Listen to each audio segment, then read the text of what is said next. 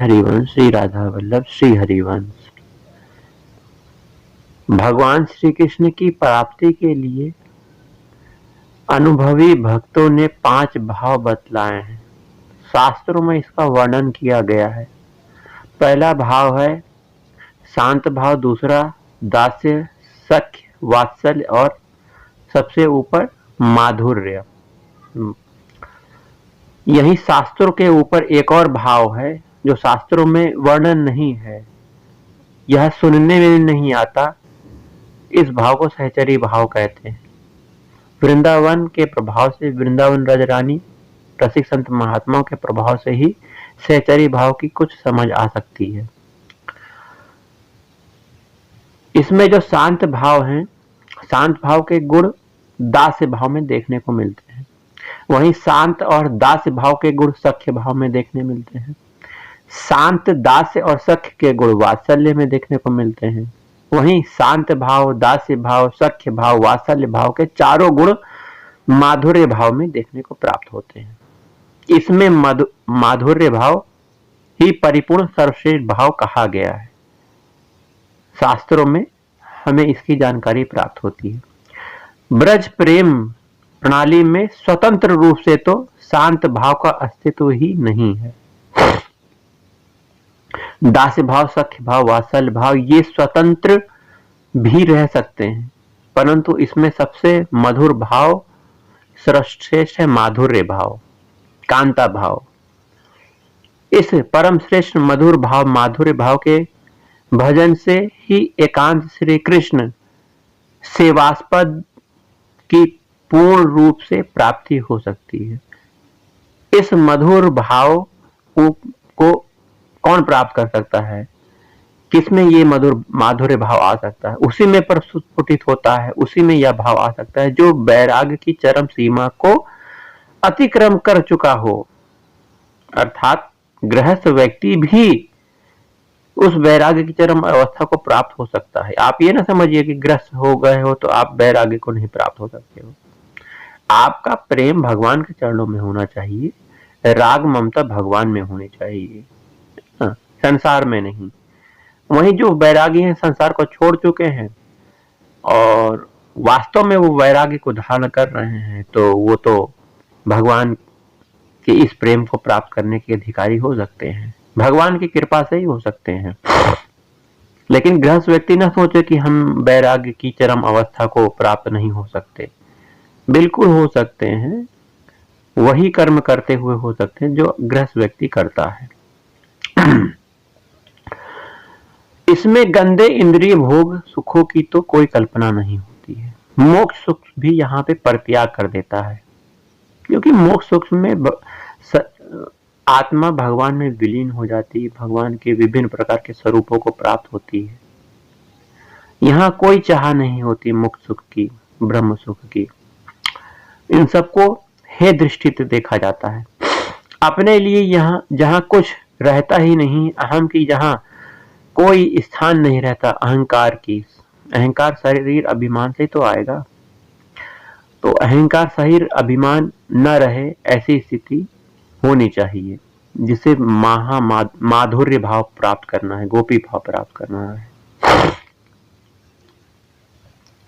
सुख और दुख दोनों ही केवल श्री कृष्ण सुख के लिए ही यहाँ होते हैं। गोपी भाव में, माधुर्य भाव में ऐसा विलक्षण मधुरतम भाव केवल ब्रज गोपियों में ही पूर्ण रूप से और विशुद्ध रूप से सदा देखा जाता है, सुप्रतिष्ठित होता है। जो भक्त भगवान श्री कृष्ण की जिस भाव से आराधना करता है, भगवान उसे उसकी वासना के अनुसार, उसकी इच्छा के अनुसार ही फल प्रदान करते हैं। तभी वे भक्त के भक्ति ऋण से मुक्त होते हैं। परंतु इस मधुर भावापन्न ब्रज सुंदरियों के भाव के अनुरूप फल भगवान दे ही नहीं पाते। इनके भाव के अनुकूल कुछ भी देने का अर्थ है अपना ही सुख को और बढ़ाना, क्योंकि गोपियां भगवान श्री कृष्ण का ही सुख चाहती हैं और ये कैसे निरंतर बढ़ता रहे यही सोचती, विचार करती रहती हैं और चेष्टा करती हैं।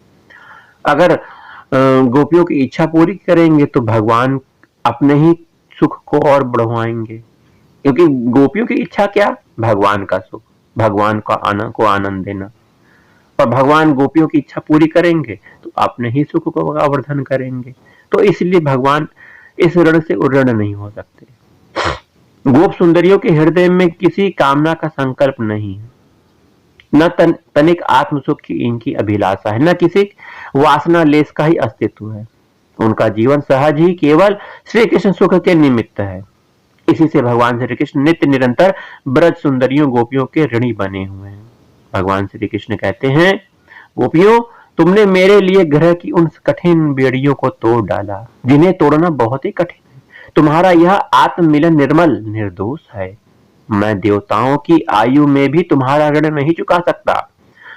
तुम अपने सौम्य स्वभाव से ही मुझे ऋण मुक्त कर सकती हो। हाँ, जीव कितनी भी उत्कृष्ट सुदुर्लभ वस्तु स्थिति मति गति चाहे या प्राप्त करे, श्री कृष्ण प्रेम धन के साथ किसी की भी किसी अंश में भी तुलना नहीं हो सकती। परम जब तक इस दूसरी वस्तु स्थितियों की इच्छा रहती है, संसार के शरीर की भोग की इच्छा रहती, तब तक इस प्रेम के पवित्र भाव का उदय होना कठिन है।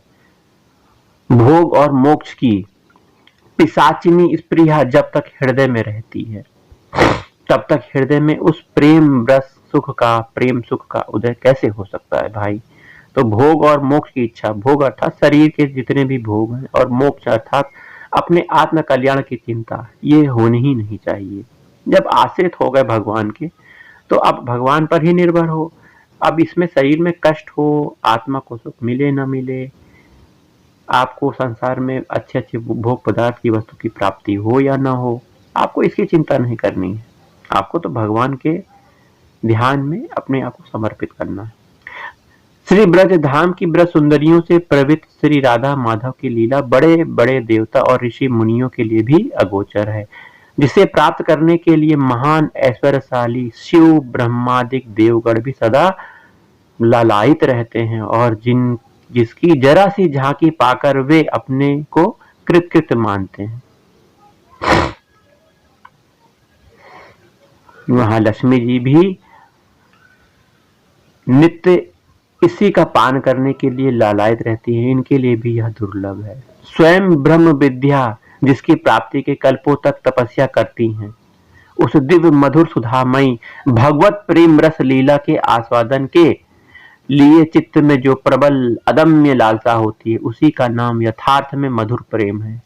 यह मधुर प्रेम ही सर्वोपरि श्रेष्ठता एकमात्र वांछनीय है। यही प्रेमियों का परम धन है।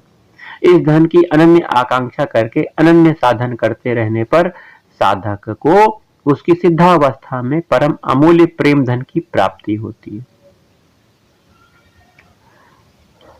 धन स्त्री मान आदि का संग का परित्याग, इंद्रिय सुख की वासना का सर्वथा त्याग, जन संसर्ग में अरति, श्री कृष्ण नाम गुण लीला में के अतिरिक्त किसी भी विषय के श्रवण कथन मनन में चित्त की विरक्ति, निज सुख इच्छा मोक्ष सुख की इच्छा मोक्ष की भी इच्छा का सर्वथा त्याग, अपने को ब्रज में स्थित एक किशोर वयस्क सुंदरी गोपिका के रूप में अर्थात मंजरी देह प्राप्त गोप कुमारी के रूप में ले जाकर मन से ऐसा मानकर विशुद्ध रागमयी श्री ललितादिक सखियों श्री रूप मंजरी आदि मंजरियों नित्य सिद्धा अनन्य ब्रज देवियों में से किसी एक के अनुगत होकर उनके मधुर सेवा भाव का अवलंबन करके उस गुरु रूपा सखी की बाईं ओर रहकर निरंतर सेवा में संलग्न रहना, अर्थात मन से ऐसा भाव चिंतन धारणा ध्यान करना कि मैं एक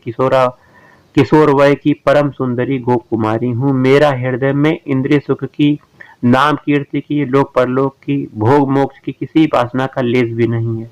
श्री राधा माधव का सुख सेवा रसास्वादन ही मेरा स्वभाव है। मैं अपने इस गुरु रूपा नित्य सिद्धा सखी के वाम पार्श्व में रहकर उनकी अनुगता रहकर सदा सर्वदा श्री राधा माधव की यथोचित सेवा में संलग्न हूँ। ऐसा भाव करना चाहिए जो माधुर्य भाव को प्राप्त करना चाहते हैं। और माधुर्य भाव से ऊपर सहचरी भाव है, जिसमें श्री राधा रानी की चरणदासी, राधा रानी की सहचरी बन के युगल सरकार की सेवा करनी है।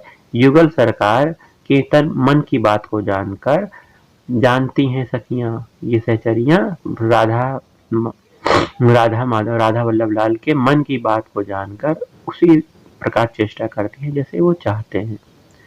तो गोपी भाव से ऊपर सहचरी भाव है। इस सहचरी भाव का वर्णन रसिक संत महात्मा ही करते हैं। सिद्धांत में इसका कोई वर्णन नहीं है। सिद्धांत केवल माधुर्य भाव, गोपी भाव, कांता भाव तक ही वर्णन करता है, जो भी आपने सुना। जय राधा वल्लभ, श्री हरिवंश, श्री वृंदावन, श्री वंचन। जय श्री राधा।